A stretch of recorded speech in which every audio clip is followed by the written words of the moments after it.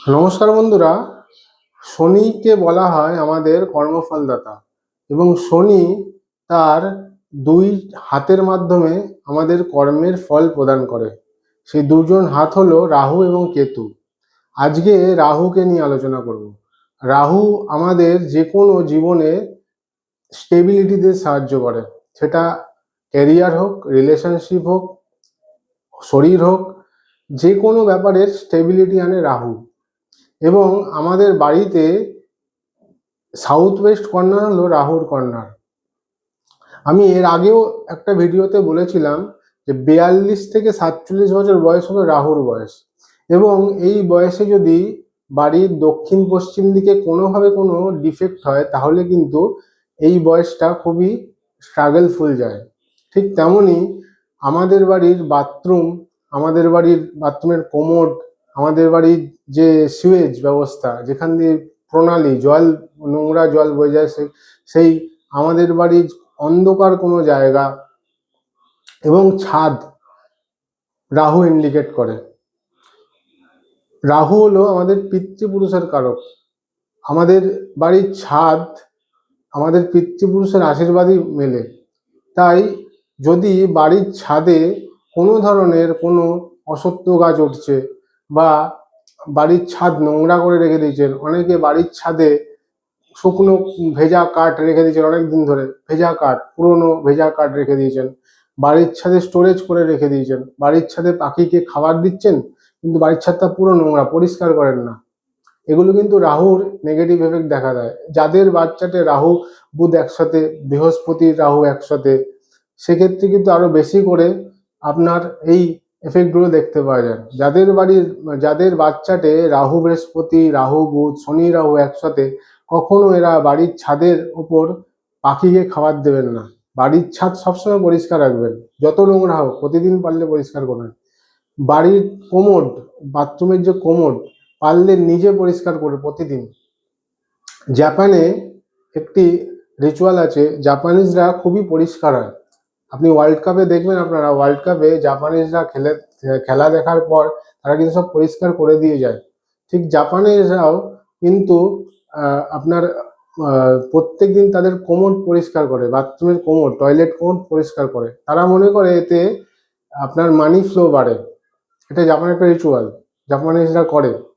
এরা খুবই পরিষ্কার হয়। ঠিক তেমনই হয়তো তারা জানতে করে বা অজান্তে করেন, জাপান, চায়না, এখানে ফাংশুয়ের প্রচলন বেশি। আমাদের ইন্ডিয়ান বাস্তুতে আসি, ইন্ডিয়ান বাস্তুতে রাহুকে বলা হয় যে রাহুর বাথরুমের কোমর যদি পরিষ্কার করা হয় প্রতিদিন, বা কোনো দুর্গা মন্দিরে গিয়ে সেখানে যদি সেবা দান করা হয়, দুর্গা মন্দিরের ফ্লোর জল দিয়ে ধুয়ে দিচ্ছেন, বা কোনো মন্দিরের যে বাথরুম, টয়লেট, সেখানে গিয়ে আপনি পরিষ্কার করছেন, ঝাঁটা দিয়ে পরিষ্কার করে, ফিনাইল দিয়ে পরিষ্কার করে দিচ্ছেন, এগুলো কিন্তু রাহুর নেগেটিভ এফেক্ট কমে যায়।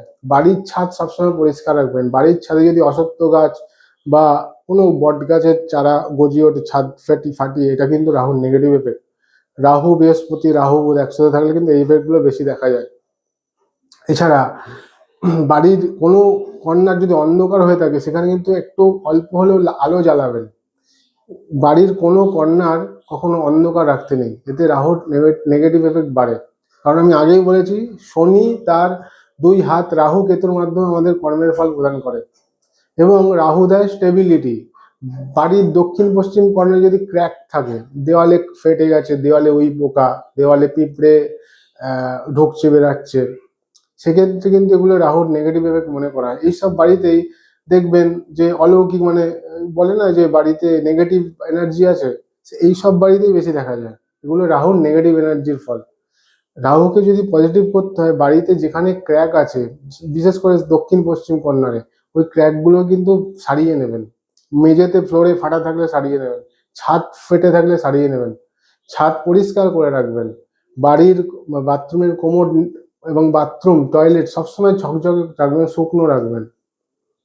বাড়ির ছাদে কখনো পাখিদের খেতে দেবেন না, পারলে বাইরে গিয়ে দেবেন। পাখিদের বাড়ির ছাদে কখনো খেতে দিতে নেই, বাইরে গিয়ে দিতে হয়। বাড়ির বাইরে দেবেন, বাকিদের খেতে দেওয়া ভালো, কিন্তু বাড়ির ছাদে নয়। এতে কিন্তু রাহুর নেগেটিভ এফেক্ট বাড়ে। রাহুকে যদি ভালো করতে চান, নিজের কথার দাম রাখুন, কাউকে ঠকাবেন না, কাউকে ভুল আপনার ডিরেকশন দেবে না, ভুল মতামত দিয়ে তাকে ভ্রান্ত করবেন না, তাহলে কিন্তু রাহু নেগেটিভ এফেক্ট দেয়। রাহু কম্পাসকে ইন্ডিকেট করে, কম্পাস যেমন ঠিক ডিরেকশন দেয়, আপনিও ঠিকঠাক ডিরেকশন দেবেন লোককে। এবং রাহু লিডারশিপকেও ইন্ডিকেট করে, মাসকে অ্যাট্রাক্ট করে। তো যদি আপনি জীবনে বড় হতে চান, মাসকে অ্যাট্রাক্ট করতে চান, রাহু ইনফ্লেশনের কারক, বৃহৎ কিছু করতে চান, জুপিটার আর রাহু ইনফ্লেশনের কারক, বৃহৎ কিছু। রাহু কিন্তু আপনাকে হঠাৎ কিছু দিয়ে এবং হঠাৎ কিছু নেবে এবং হঠাৎ কিছু আবার কেড়েও নেবে, হঠাৎ দেবে হঠাৎ কেড়েও নেবে। রাহু স্টেবিলিটি খুব কম দেয়, কারণ রাহুর যেহেতু গলা কাটা, রাহু অমৃত পান করেছে কিন্তু ভোগ করতে পারেনি।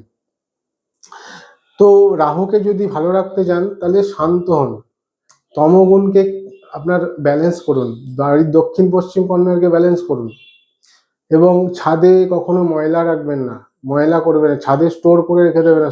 ভেজা কাঠ রেখে দিয়েছেন ছাদে, বা ওই লোহার কড়ি বর্গা ভাঙা রেখে দিয়েছেন, তারপরে পুরনো উল, অনেক সময় দেখবেন উলের সমস্ত জামা প্যান্ট মানে সোয়েটার পুরোনো দিনে সব জমিয়ে রেখে দিয়েছেন, এগুলো তো রাহুর নেগেটিভ এফেক্ট। অ্যাকচুয়ালি যে কোনো প্ল্যানেটই যখন তার নেগেটিভ এফেক্ট দেয় সেটা রাহু কেতুর মাধ্যমেই দেয়। তো বাড়ি সবসময় পরিষ্কার রাখুন, ছাদ পরিষ্কার রাখুন, এবং বাড়ির দক্ষিণ পশ্চিম কর্নারকে ব্যালেন্স করুন যাতে নিচু না হয়ে যায়, যাতে ব্যালেন্স থাকে, অ্যান্টি এলিমেন্ট না থাকে। এবং আমি যে পঞ্চমহাযজ্ঞের কথা বলেছিলাম তার মধ্যে পিতৃযজ্ঞ একটি যজ্ঞ, এই পিতৃযজ্ঞ ডেলি প্র্যাকটিস করুন, এতে কিন্তু রাহুর সুপ্রভাব আসে। আশা করি আজকের মতো এই ভিডিওটি খুবই ভালো লাগবে, ভালো লাগলে লাইক করবেন, শেয়ার করবেন। আরও এরকম ভিডিও পেতে আমার ইউটিউব চ্যানেলটি সাবস্ক্রাইব করবেন এবং বেল আইকনটি প্রেস করতে ভুলবেন না নোটিফিকেশান পাওয়ার জন্য। আজকের মতো নমস্কার।